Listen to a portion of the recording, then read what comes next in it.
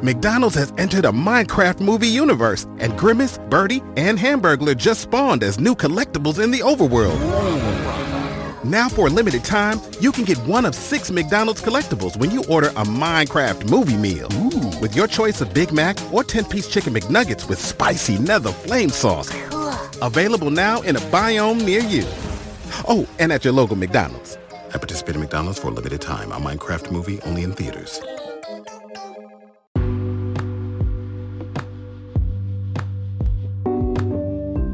Have you been thinking about starting a podcast, but you don't know exactly where to get started?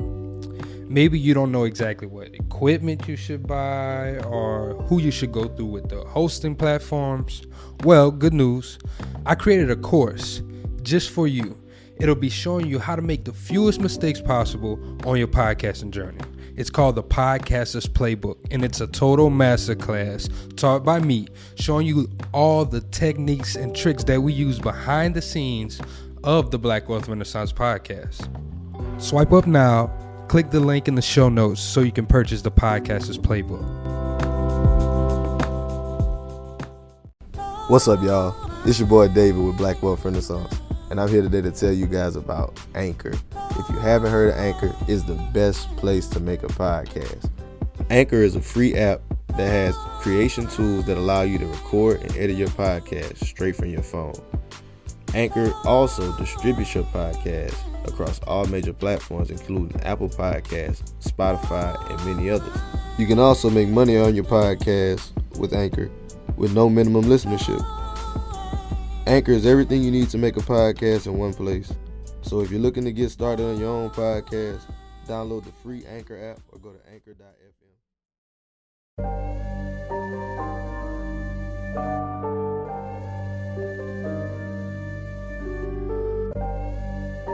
You know the rules of the game. Yeah. You know the rules of the game. I don't care what color. Can you make me 100 million? Let's talk money. Can you make me that? If you can't make me that, I won't talk to you. You shouldn't even be at this table. Hey, I got money on my mind. I'm just trying to get some dough. I ain't picking up my line unless it's money on the phone. Gotta get it on the daily. All I want is dubs. You know what I'm on. I've been chasing after paper. All I know is run money marathon. Do 5 years of this and be a millionaire and go on do what I want to do, have kids, go live my chip and joy in the game's life out here in Texas, or struggle for the next few years. The choice is yours. What's up, guys? Welcome to the Black Wealth Renaissance Podcast. Our goal of this podcast is to normalize Black wealth and share helpful resources and tips we believe will be useful in attaining and maintaining generational wealth. Please feel free to rate and comment on our podcast. We would love to hear all feedback you have. Now, enjoy the show. Welcome everybody to another episode of the Black Wealth Renaissance Podcast. Your boy David Abell, 1/4 of the Black Wealth Renaissance. Checking in with my co-host, fellas. How y'all feeling? What up? It's your boy Jalen, man. Another quarter of the Black Wealth Renaissance. Feeling good, feeling great. It's a lovely Saturday. The weather's great, man. The energy's great. Had a great week. So I'm feeling good, man. Yeah, man. It's been a dope week. Kelly, how you living, bro? Man, I'm good, man. Been busy all week trying to buy a damn property. I've been fucking busy as hell. But I'm happy. I'm glad to be here on this Saturday. I'm enjoying this podcast. I feel like it's going to be a great podcast this week. Yeah, man, I got the energy rolling. And as you can see, if you're watching this, we got us an in-person guest. This lovely young lady sitting to my right is our personal virtual assistant for Black Wealth Renaissance. So, like, we had to get on here because she is showing people how to kill it in the VA game. She's a real estate investor and part of the debt-free community. Miss Annalisa Abell. Annalisa, how you living? I'm doing amazing. I'm so excited to be here, especially because I've been following you all for so long. We work together. So I'm super happy to be here and in person. So yeah, I'm excited to share my story. I just want to say thank you for pulling up, flying out to Dallas, real one. Pulled up to the green room. Yeah, we definitely appreciate it. Hey, anybody else who try to get on the podcast, I'm just saying, if you can't pull up on us, it's a new requirement. It's starting to look a little bleak if you can't I'm just saying, man. If you can't come sit with us, I don't know what to tell you. Yeah, but as Jalen was saying, Annalisa, thank you so much for pulling up. So for all our followers, anybody that's listening that's unfamiliar with you, can you give them an introduction to yourself? Of course. It's so hard to like define who I am, but if you all don't follow me on Instagram or Twitter, my name is Annalisa Abell. I'm originally from Kentucky. I currently live in Ohio. As they mentioned, I do invest in real estate with hopes to kind of expand my portfolio. So I'm currently a landlord. I own a virtual assistant and social media management agency called Elevated Assist. And we basically help small business owners take care of the day-to-day in the background, as well as manage social media accounts. I'm also a content creator as well as a course creator. So I have several courses related to how to become debt-free, how to make money anywhere as a virtual assistant, which is one of my most popular courses, as well as how to make six figures as a social media manager. In addition to all of that, I currently still have a 9-to-5 and I'm a healthcare administrator. So I'm able to work remotely from home. I think that's it. Oh, and I also have Financial Flex. I let them know. I also have Financial Flex, which is an opportunity for me to have conversations and sit down with entrepreneurs, business owners, and careerists with the opportunity for them to share their financial success so they can inspire my audience to be their own personal finance goals. So we do that on Instagram Live very frequently. We just have a good time talking about getting this money. So I'm happy to be here. Dope. Well, once again, we welcome you to the show. Appreciate you for coming on. Of course. And we can just get started and really just dive deep into it. Like you were talking about all of the things that you do. I really want to start with the beginning. The first time I was introduced to you was through your debt-free journey. Yes. So can we go into that? Like, what inspired you to go that route? Because, people always look at like getting debt-free as like it's not beneficial. So like, what made you want to do that route? I mean, for me, in the very beginning of like my whole financial journey, and I've always been really good with my money for the most part. So I got to a point where I was just like, I have extra money where it can just go towards something beneficial. So it might as well go towards my debt. I mean, I didn't have a lot of student loans, but in combination with my student loans, credit card debt, like I think I had purchased like furniture for my new place, as well as my car loan. I had like $30,000 in debt. And I was just like, it just doesn't make sense for me to have it if I have this extra money to pay it off. As well as me just preparing to get into real estate investing. It just made sense at that time. So I was able to pay off that debt and just lift that burden off of me and not be a slave to debt. So when you think about ownership and just owning things, I don't want to be owned by debt and be burdened by that. So, it was step by step. It was a fairly easy process. I mean, if you set your goals to do certain things, it's easy to do. So on that journey, what was the first, how did you attack it? Like, what was the very first loan? Maybe was it a credit card that you started paying off? Did you use the avalanche method, snowball method? Like, how'd you attack that? I know y'all know about the debt-free methods. I love to see it. So I started with the snowball method. And if you don't know what that is, it's basically tackling the smallest amount first so you can get some of those quick wins. So I think it was a credit card for me. I paid that off first. And then I think it was car loan and then it was student loans. And again, I mean, I was on scholarship for my bachelor's degree and even my master's degree. So I didn't really have a lot of student loans. And about how long did it take for you to pay off all of your debt? Well, after I actually started that plan, it probably took 15 months or so, maybe a little bit more than that. So I was able to pay off my debt as of March 2019. Hey, that's not bad at all. So That's dope. were you like really aggressive with it? Like all of your extra money, you was just really like just trying to, focus with it? Was it like a certain percentage that you were going with? Maybe like, I'm gonna go 20% over this next 15 months. How'd you figure it out? So, I mean, like for me, I always had like at least two sources of income. It'll be like your 9-to-5, your main, or I might have like a side job at like a retail store or something like that. So at this time I was living in Northern Ohio, in Lime, Ohio, which is a very, very rural area. I mean, they didn't have a Kroger, they didn't have a Chick-fil-A. So like where we from. Like it was a very, very small town, which I wasn't used to. So honestly, I didn't have any distractions or anything. So I didn't have nothing but time. So I was like, let me go ahead and give me another job or something so I can stack this money. I know I want to invest in real estate in the next year or so. So I was a brand ambassador for this company and I ended up making like a lot of money with them. So I just had like extra money. So it's easy for me to just like pay off debt like every month or so. And again, I'm not a fan of like the Dave Ramsey method. I don't think you should just like live like you completely broke and all of that and not enjoy your life.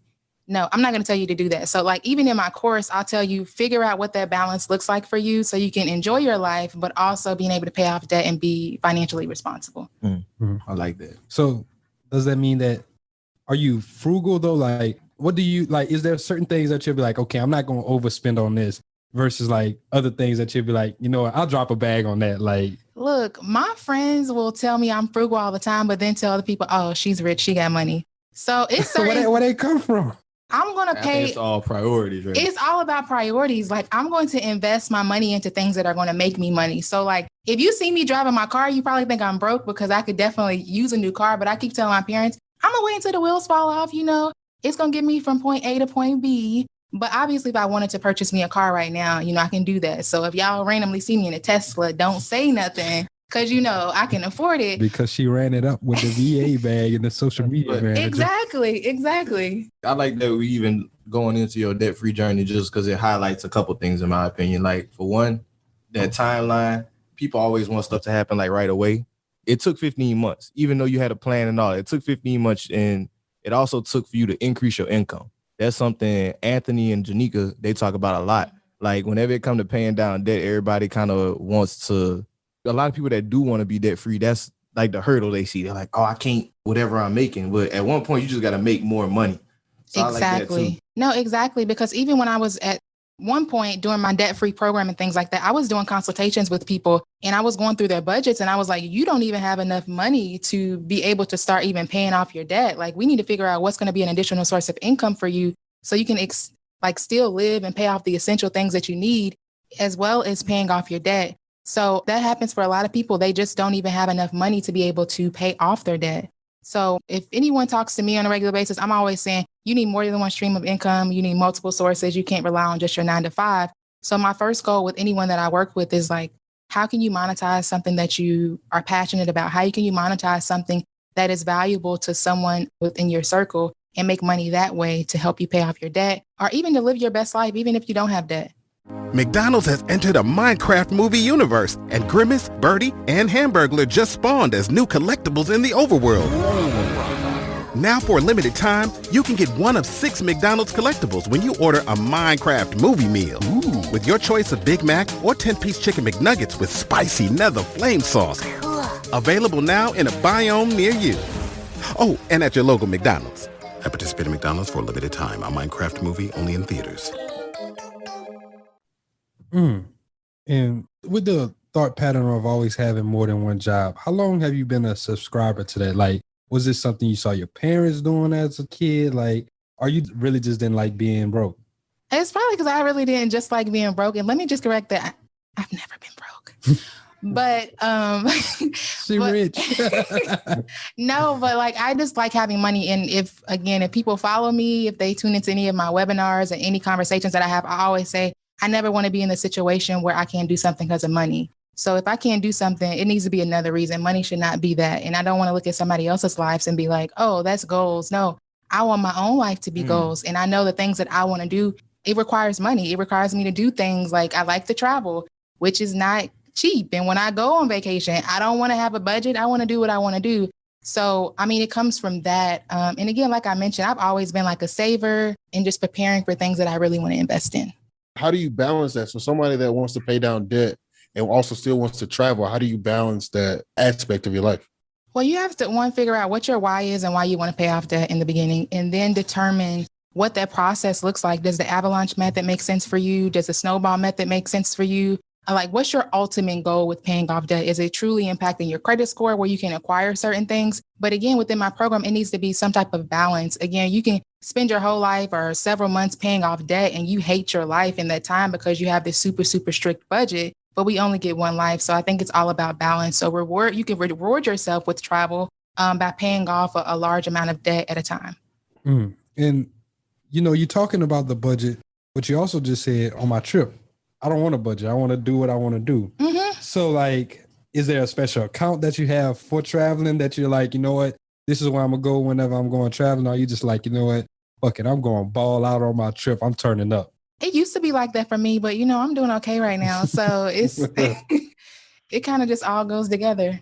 Hey man, pressure, a whole lot of pressure, man. Still, the money bucket idea, that's still very useful for anybody though. Like whenever they getting started with it, like when they still paying off debt, because at the very least you can look at that pot growing whenever you know you got that, whatever that magic number is for your trip. Now I got this, and that's all this is for because it's in this account. I will say during my journey, I did separate things like, even when I was going through my debt-free process, I was budgeting for a travel expense because I do like to travel. And just things come up that I want to be a part of. So I did separate it with an app called Capital, where you're able to I think I had that's Capital with a Q, right? Capital with a Q. Yep. Yes. So I was using that. And then you can also actually invest with that app too. But I had a separate budget for vacations. I had a separate budget for when I was going to get a car and save for a car. And then, money just keeps flowing. So it's just all together now. But that's interesting because you said in the beginning in my journey, it's levels to that. Like if it's someone who's highly in debt, I definitely think that you should budget and figure out, what, this is what I need to cut out. This is how I'm going to stop the bleeding. Shout out to our book, Managing Money Like the 1%. Yeah. Cop that, go pick that up. But yeah, you definitely should stop the bleeding and figure out, where's all my excess money going to before you just start saying, you know what, I'm about to start traveling and everything like that. For sure. Even in the beginning of my journey, I wrote down where all of my money was going. So there were some things I eliminated and it was very small. I had a Audible that was maybe $15 a month. And I was like, I can get audiobooks from the library for free, or I can go to the library for books for free. And I think I stopped getting my nails done. I got to get my pedicure. So for a period of time, I stopped getting my nails done. I made certain sacrifices for the long-term gain just to figure out where truly is my money going and what I'm paying for, how beneficial is it for me? Mm-hmm. I think that's very important. Yeah.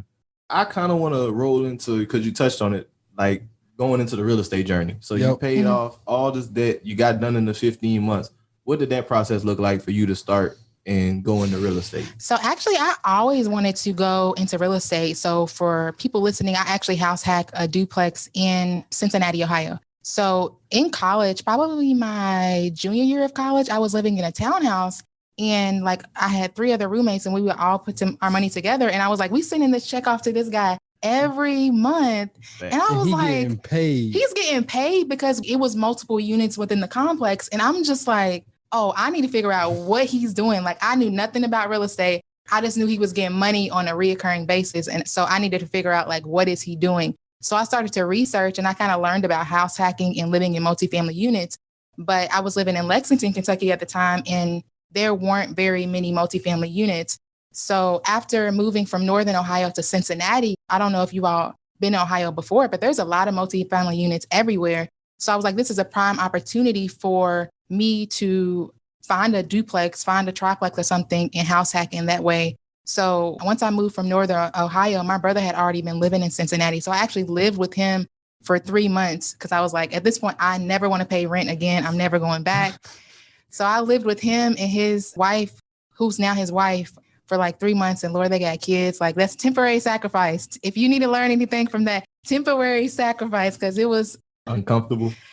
I like my own space. If anybody knows me, I'm a loner sometimes. So yeah, temporary sacrifice. So I lived with them for about 3 months until I found the right place that I feel I felt comfortable living in. Mm-hmm.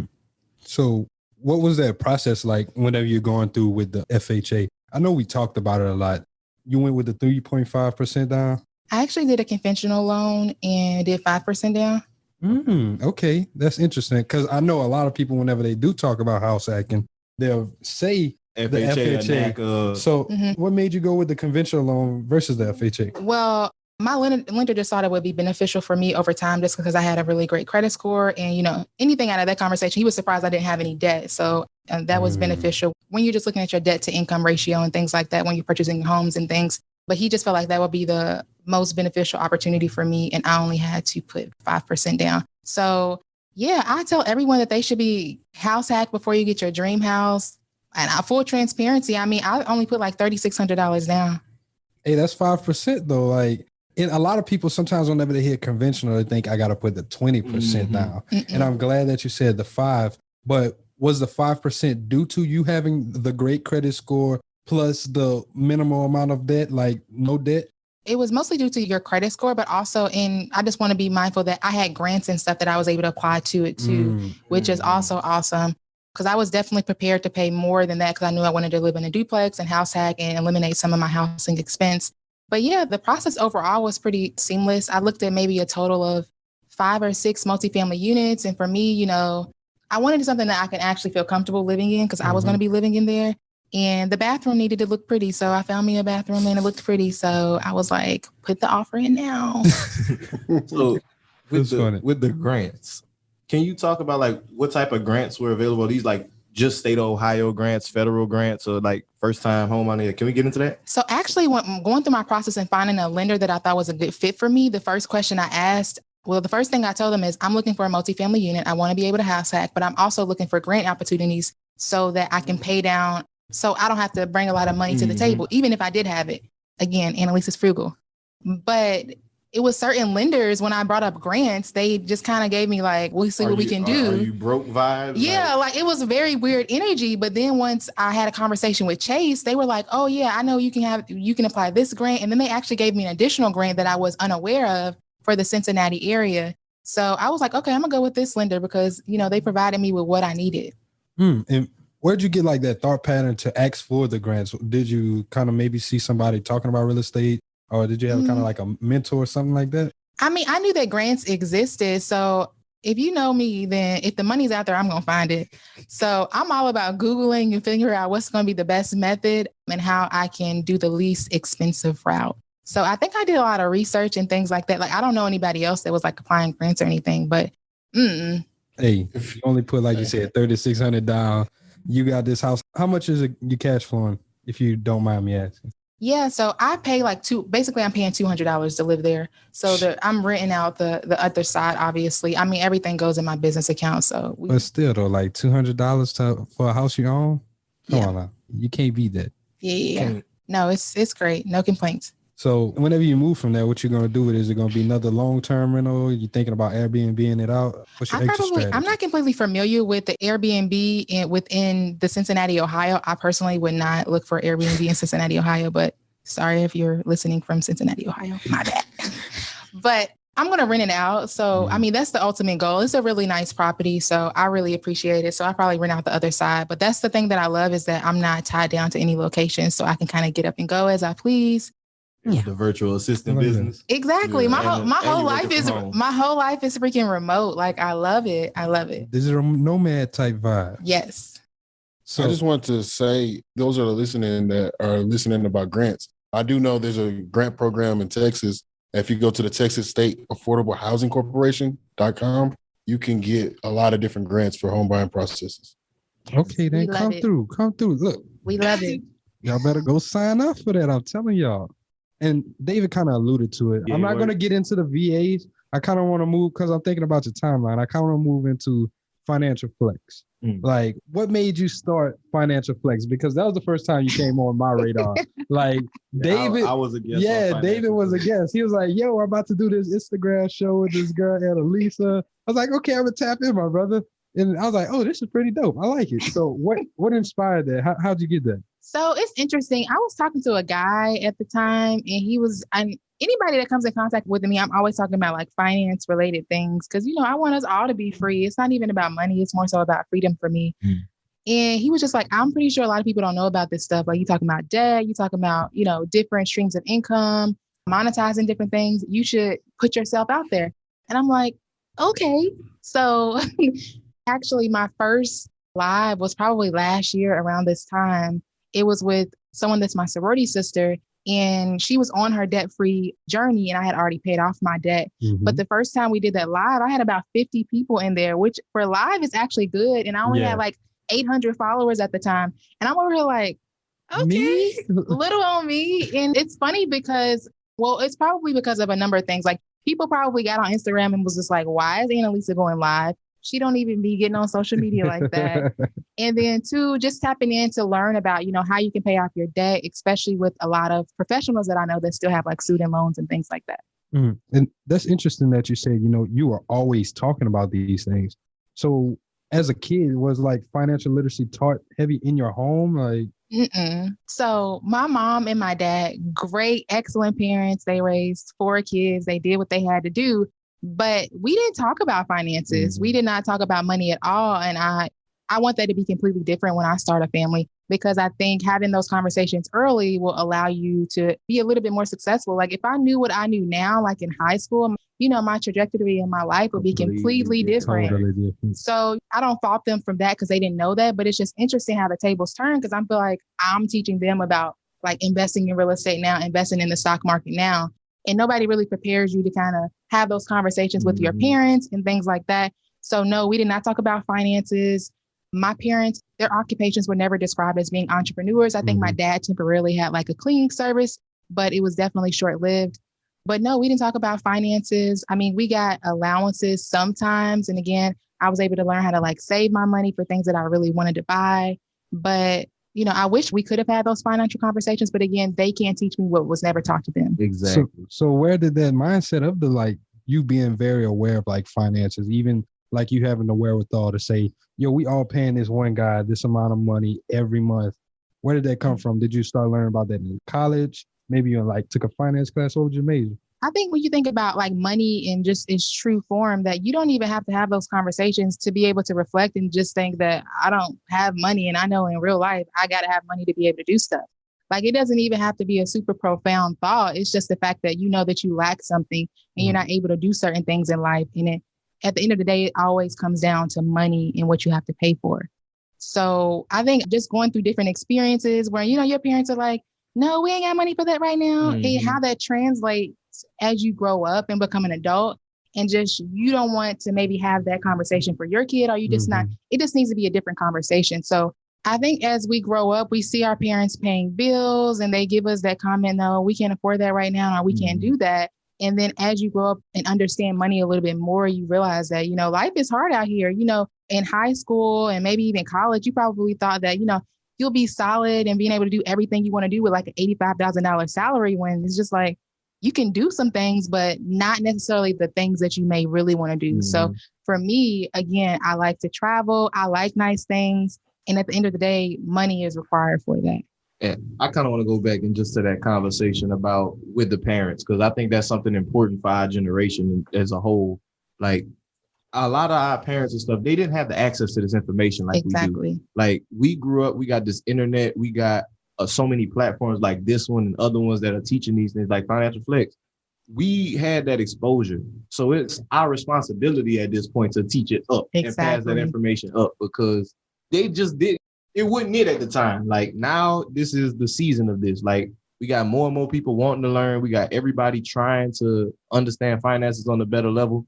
And we got to make sure that we don't leave them behind too. Cause I know with my parents and them, man, I be trying to help them with it. It's like trying to look at their financial picture and see like, okay, what can I do to help y'all? Because y'all spent y'all time providing for us, Exactly. I mean, we have to think about how our parents were raised and then how their parents were raised and being slaves and things like that. Their mindset is going to be completely different. So when we think about transitioning and getting on some type of financial journey and saying, I have an abundant mindset, I have a growth mindset, that transition for them is going to be completely different just because of how their parents probably raised them and having the whole slave mentality, meaning that I'm going to get me a good job. I'm going to work there for 40 years. And like, that's life for them. Whereas when I have conversations with my parents, the idea of working for one place for 40 years sounds terrible to me. I have no idea why someone would want that.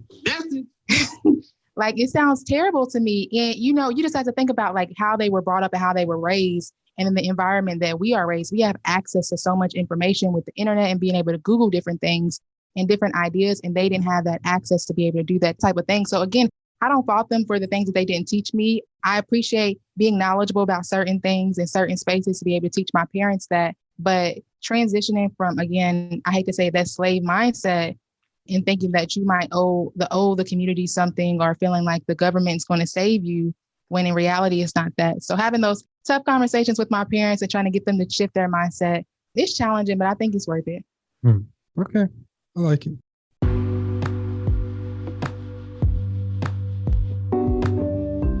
Have you been thinking about starting a podcast, but you don't know exactly where to get started?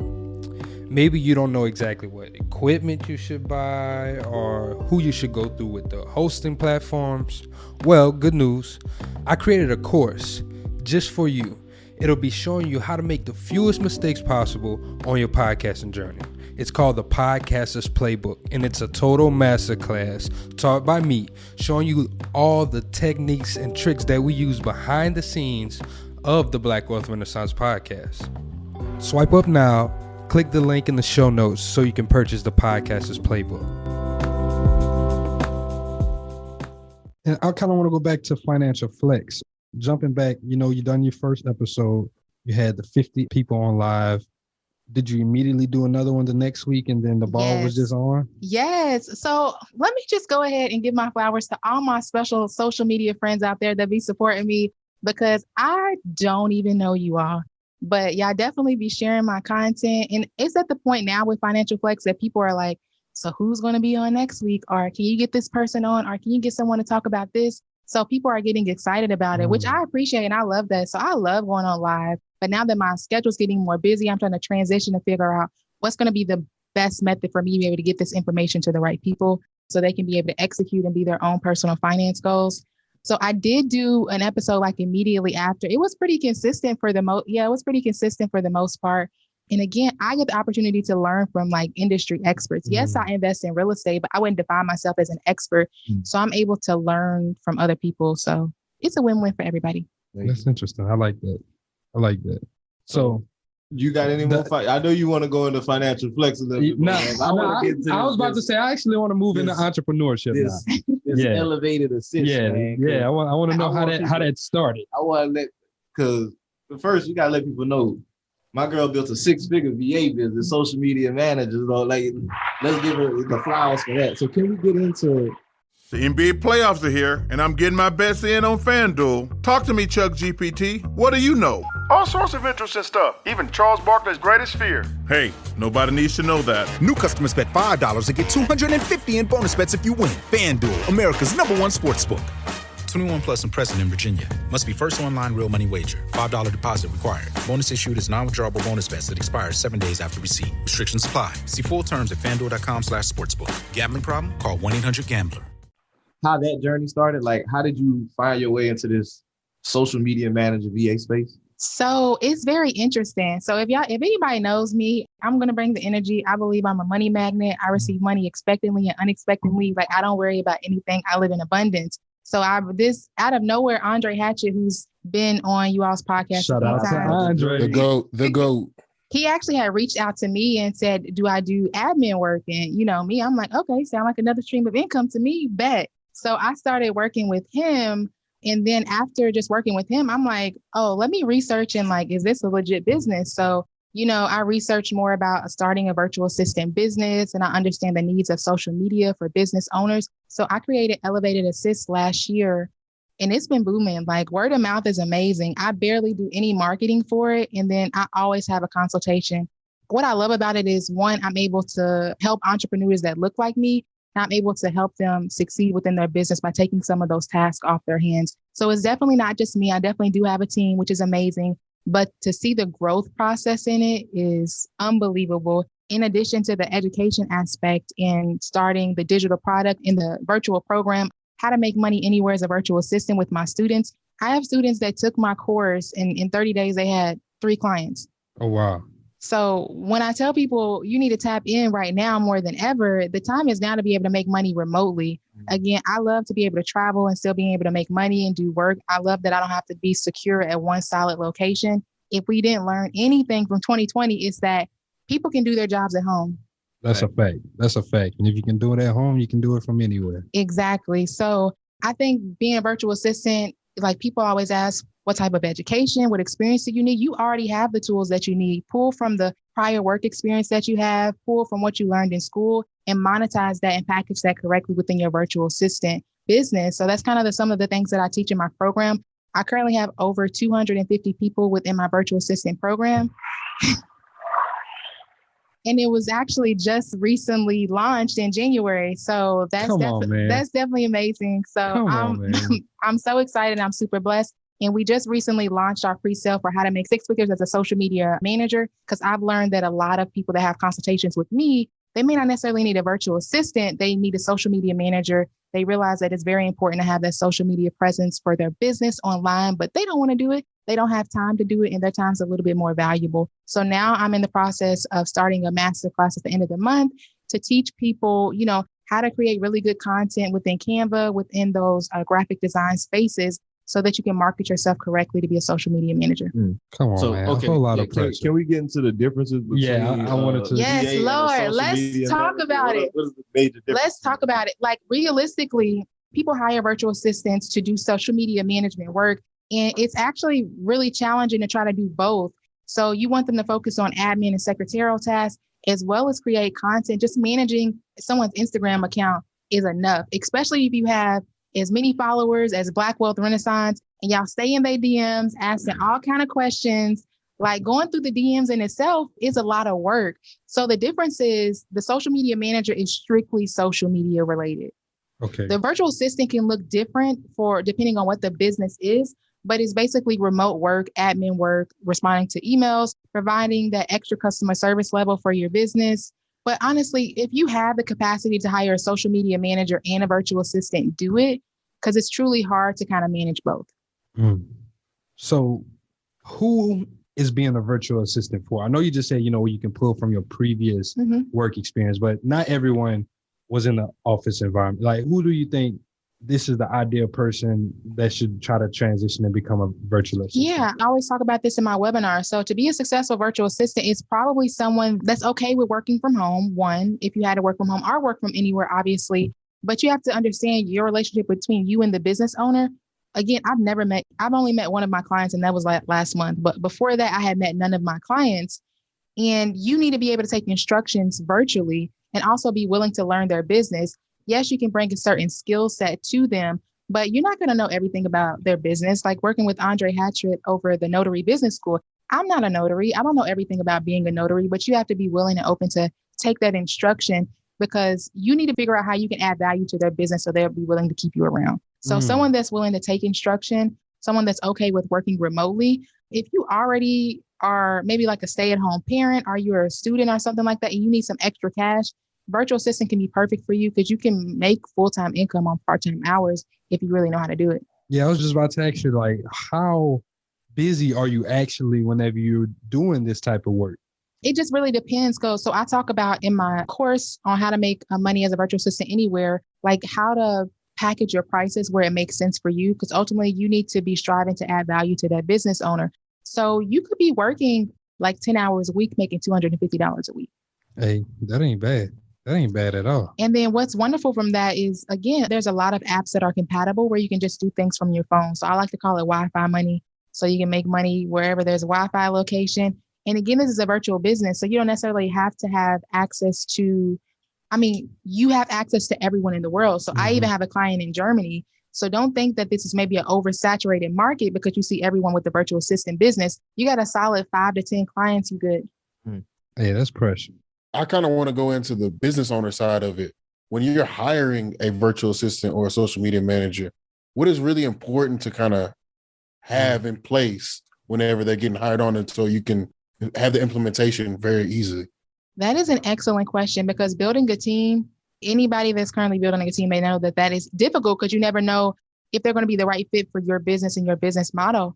So people always ask, are you hiring for Elevated Assist? I only hire people who've gone through my boot camp, because I then know you've gone through the boot camp and you've gone through a certain training. I don't want to have to be redundant and teach you certain things. I like that. So that's smart. I already have a pool of over 200 people whenever I'm hiring. That's the first place that I go. And then I interview them, identify, what qualities they have. Some of these people have master's degrees, bachelor's degrees. They are very skilled and they're looking for another additional source of income. And the fact that I'm able to put money in other people's pockets really excites me as well. So it's all about seeing what their capacity is and if they make sense for that client, right? So even if I add them to my team and I think they're great, they need to be able to fit well with my client that I'm hiring them for. I like that. And I like how you already kind of like, I was about to say, I don't know if you know it, but you're already like vertically integrating off the rip. Like you got your own school and now you're able to select from who's went through your school. So that's a very smart move on your end. Thanks. Okay, I got one more question with the VAs. You mentioned like getting these clients and you didn't really have to do much marketing to continue to get the clients. So if I'm a person, I just took the VA course, trying to get my first clients, what would you recommend I do? Like, how would I go about that? Well, first, you have a virtual business. How do you look online? What is your Instagram page? What is your Twitter page? What does your Facebook page look like? You now have an online business. If someone was looking for a virtual assistant, are they able to access you by going to your Instagram? Not even talking about a website yet, because again, Elevated Assistance is doing very, very well, and we're still working on the website. So what do you look like online? Are people able to find you? I always tell people, you need to make sure you're positioned correctly so that people can find you to set up a consultation, set up some type of discovery call to ask about your services and your business. So if you don't want to do any paid marketing, market yourself correctly on Instagram. Again, I have a student that got 3 clients after 30 days, and all she did was create an Instagram page. Wow. So like, are there specific things that they need to be looking for to like, I guess, optimize the Instagram to let people know? Like, are you like putting certain things in your bio or like making like links available to where they can buy? Cause I know you said you did it without a website. Yeah. So within my course, we have a whole section about marketing. How can you market yourself for a low cost? Because again, I always tell people, I don't want you to spend a lot of money until you start making money to be able to reinvest in your business. So I'm not even telling you like, okay, go ahead and run and get an LLC. No, because I want you to be a profitable business before it makes sense for you to get an LLC and things like that. A lot of people will spend so much money getting a website, getting your LLC, and you ain't even got a client yet. Ain't made no money. Make it make sense. So for me, I tell them like, use social media, right? Make a list of every business owner you know. I'm not saying that you got to know them personally, but make a list of every business that you know of and reach out to them and see if they need a social media manager or virtual assistant or something like that. So yeah, we talk about ways in my class on how to be creative, how to reach out to people. It comes with templates and things like that. So what's like the threshold of clients you would typically need to make like the 6 figures in it? It all depends on your payment package, and social media management is going to be a little bit different from a payment package perspective, because if you're creating content for people, you could create a content calendar for them for like 30 days out, but you can do that from a series of clients and just all do that work, like get all that work done in a series of days and be able to batch your clients very, very quickly. And then sometimes the price point is a little bit different for that, depending on different services that you offer. But for like, say, a virtual assistant, again, it depends on your price package. So the way that I talk about price packaging in my course is all about how many hours are set up per month that they want to sign on to. Okay. And then again, but you have to be realistic in what type of value are they getting from you for you to be able to price it at a certain amount. I always tell people elevated assist is not the cheapest option, but if you want a valuable service, if you want somebody to help you get additional exposure and things like that for your business, then elevated assist is for you. And do you get like weekly meetings with y'all? Like what's all in some of the other services that's like standard, not the tailored stuff, like for elevated assist? No, for sure. So again, we want to make the life easier for the clients. So during my consultation with them, I asked them, how do you like to communicate? Does it make sense for us to meet on a weekly basis? Do you want us to text you, emails, calls, and things like that? So in the beginning, we do a lot of conversation with my clients just to make sure that we're understanding the needs and expectations of the client.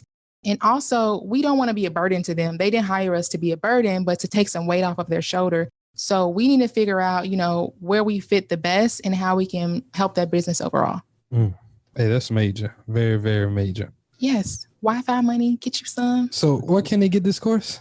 So again, the best way is to follow me on Instagram at Annalisa, JUSTANNALISA. And it's going to be a link in my bio.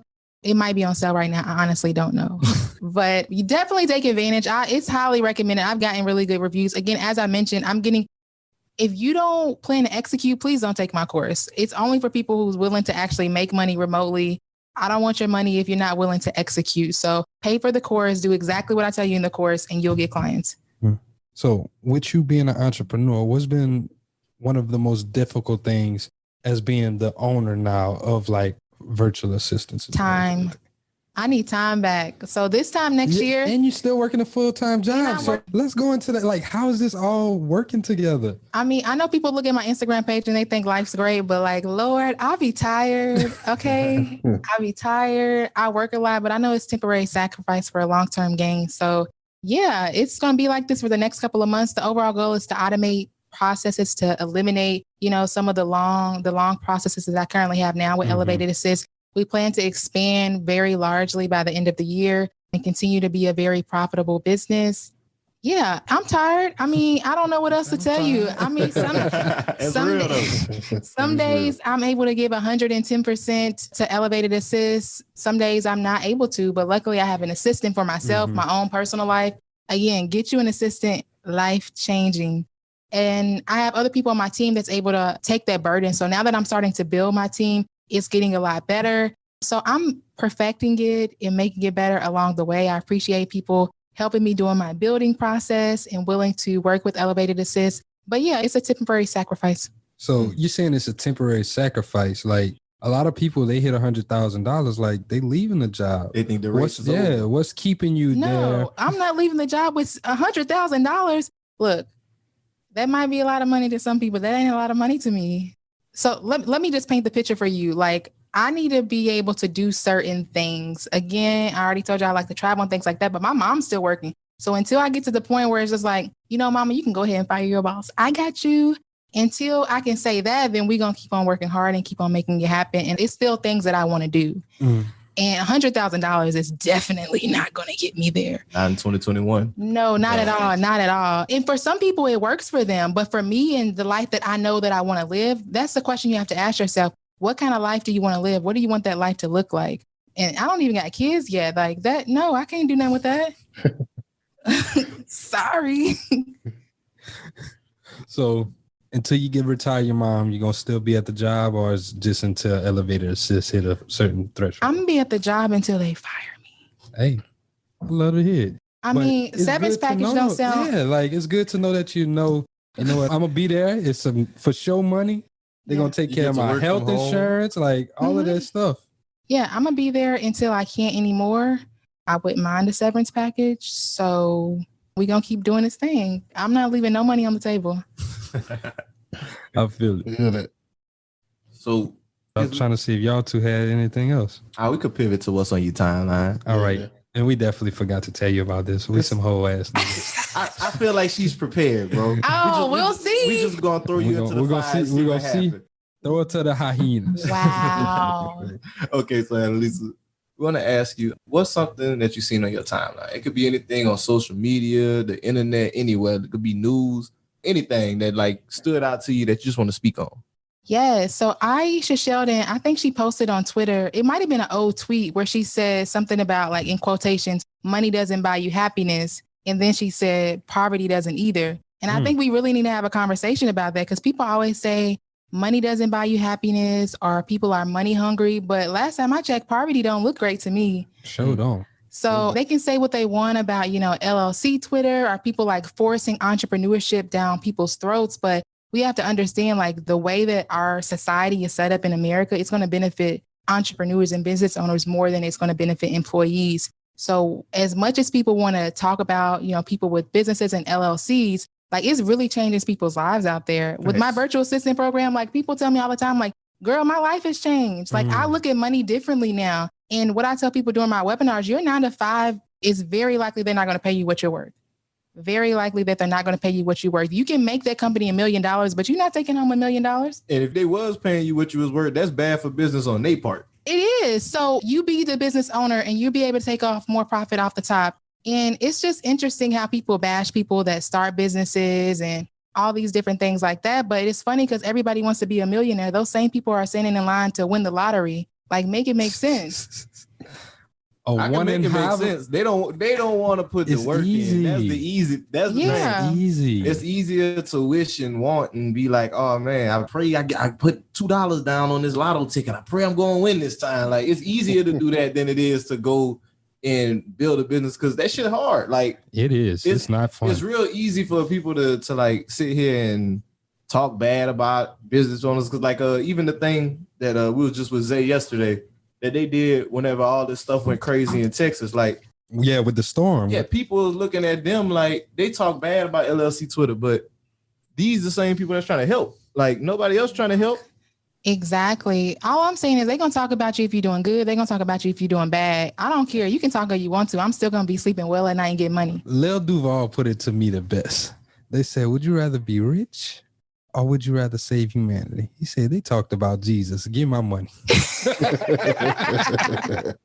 I mean, that's just the reality of it is. And it's oftentimes people who talk about people that have money are pursuing financial freedom. Those same people secretly wish they were in your position. I mean, there's a certain layer of enviness, a part of that whole idea. So that's what I've seen on my timeline. Again, poverty does not look great to me. I think people should stop bashing people for wanting to live a better life. And then also, a lot of these people are giving back to their communities. And it's weird that the expectation for people who make a lot of money to try to save everyone. You can't save everybody. That's especially people that ain't trying to help themselves. Exactly. You have to be willing to help yourself. I personally can only do so much. So you may not want to maybe purchase a course that I have or set up a consultation and pay for that. But like, I've realized that people that actually pay for things really take things seriously. So I've given you enough free information with Financial Flex. Google is also available. But me, I am not free. I got something I do want to ask. And since everybody's a business owner, how do y'all feel about Jay-Z selling Tidal or the majority stake in Tidal to Square? He's a businessman. I feel like every business needs an exit strategy, my brother. I'm trying to figure out what's the issue. A lot of people was tripping on that, but they also don't realize the overhead that it was taking to run Tidal. Exactly. There's always an opinion on what a business owner should do, but until you've actually ran a business, I don't think you should really talk about anything. Like until you understand what overhead is, what it's like to pay for this, pay for that, just so you can start generating some money. Like, it's different. And I think that was a great deal. Like, he bought it for very cheap, like 12 million, something like that, and ended up selling his majority stake for like 280 something million. Yeah, it was like 297 million, and then it jumped to his net worth for like 40%. Like, what's the issue? I don't understand. If Jeff Bezos did the same move, what would he have been? A genius. I think it's because our people, we have a misunderstanding of all this shit. Like, but they thinking that Jay-Z sold this, so like now he don't have no rights within it. He don't, because and he's still tied to Tidal. Like, yeah, he still has some type of ownership, but he just sold majority stake in it. Most of the people talking about this don't even got Tidal on their phone. So like, move along, like move around. That's some real shit. I know for sure I don't have Tidal. I got Apple Music. I know you're a Tidal user. I have Tidal, but that's what I'm saying. Like, everybody wants to be super critical of Black entrepreneurs, and that kills me. That kills me. Like, why are we being overly critical of these people when you see somebody that's not Black doing the same thing and y'all don't say nothing? You're silent. Like, I don't understand the issue. So these people on Twitter tweeting about what Jay-Z is doing, I don't really feel like they have any fight in the argument. One, because they probably don't even have Tidal. They didn't even support him in that space. And they probably are entrepreneurs and can't see it from a business perspective. We don't know what he's doing with these extra dollars. We don't know how he's going to reinvest it back into our community. Facts. That's a fact. Big facts. Well, Annalisa. Niggas on Twitter, man. They do the most. They do a whole lot of talk. They do a whole lot of talking. I don't even want to talk about them bird app people, y'all. They ain't about to mess up my energy. I'm about to take my practice Sierra taught me last week. You about to be real zen? You about to be zen the fuck out here? Zen. Nah, I let all that negative energy out. Fuck that. It's definitely some weirdos on Twitter that like to see themselves talk. And they just like to argue with people. Literally. I block people. There's power in blocking. I'm gonna tell a quick story, man. I gotta let it be known. I block people. So, like, when I was like 14, whenever Twitter was like first popping off, like, this is why I don't understand cyberbullying. Cause like they had a dude, he had got on my ass, like he was roasting my ass, like it was bad. They told me I look like Sean Kingston mama or some shit like that. That nigga was on my top, so and I got mad. I'm like, man, I'm so upset at these people. And I just blocked this nigga. I was like, you know what? Power and blocking. Why don't people do this more often? Like, if you just block somebody, especially they on some bullshit, you could protect so much of your energy rather than engaging with that person. And I think it speaks to a lot of people not wanting to be the bigger person. Even like with video games, when I was younger, man, people would bully like on Call of Duty and stuff. I just turn off the mic. I'd be like, you want to be an asshole? Fuck you. We gotta listen to this shit. Yeah. And I think people always want to have the last word or want to feel like, oh no, you can't do me like that. Just be the bigger person and walk away. I promise it feels so much better. Like, you'll be like, oh, I ain't even give them the time of day. You like, keep the power in your hands. Yeah. I think the only time I got dragged on Twitter was when that was the first protecting the Black men. Yes. I remember that one. And that was the first time I figured out like what a pick me was. I thought I was dying. They told you it was a pick me? Yes. Cause I tried to support Black men, but I mean, it was definitely trolls. I don't even know if these are like real people, but I'm gonna support my people, but that was hilarious. That was like the only time I got dragged on Twitter. Forget them. Yeah. Good times. Protect good your times. energy, people. Mute and block people is healthy. Yeah, It's definitely healthy. No, definitely healthy. But I mean, I love Twitter. It's a fun time. Yeah. Get rid of that. Well, yeah. Annalisa, we want to say thank you for pulling up. This has been a dope great episode. Can you please tell the people where they can follow you, how they can be plugged in with your services, if they want to get an elevated assist for VA service, or they want to cop one of your courses? Let them know everything. Of course. Again, you can follow me on Instagram and Twitter at JustAnnalisa, JustAnnalisa.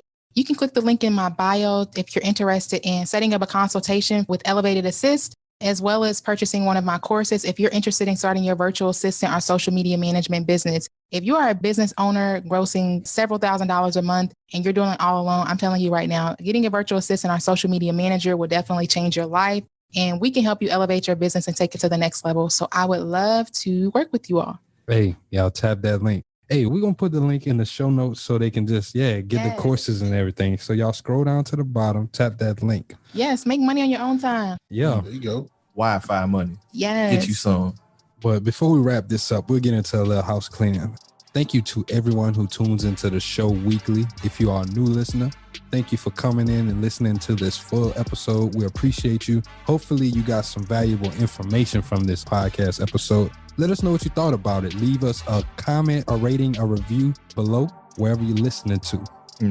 Hey, and if you've been rocking with the Renaissance for a long time, I want y'all to sign go up ahead. for the support too. Patreon. Support the link for the y'all join our Patreon. You can support the podcast on Anchor as well if you can listen on there. And you can also, I was gonna get y'all, if y'all want to be more tapped in with BWR, know what we have going on, all the new things that we got coming out, I need you to text the word BWR to 337-455-7778. That's 337-455-7778. Join our text message club. Stay tuned in with everything we got offering, and it's only up from here, man. We trying to get to 40K months, 20,000 listeners, everything, man. It's up. Yeah, man. we need that. You're going to get there. You're going to get there. You're not trying to. You're doing it. You're doing it. We're working on the way there. Yes, sir. Yeah. You're doing it. Well, Annalisa, Until once next- again, thank you for being here. Until next time, this is Black Wealth Renaissance signing out.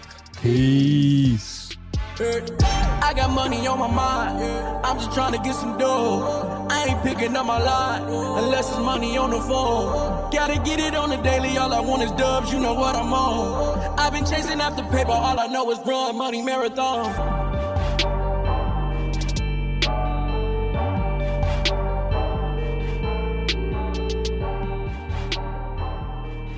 McDonald's has entered a Minecraft movie universe, and Grimace, Birdie, and Hamburglar just spawned as new collectibles as part of a Minecraft movie meal with your choice of Big Mac or 10-piece chicken McNuggets with spicy nether flame sauce. Participate in McDonald's for a limited time. A Minecraft movie only in theaters.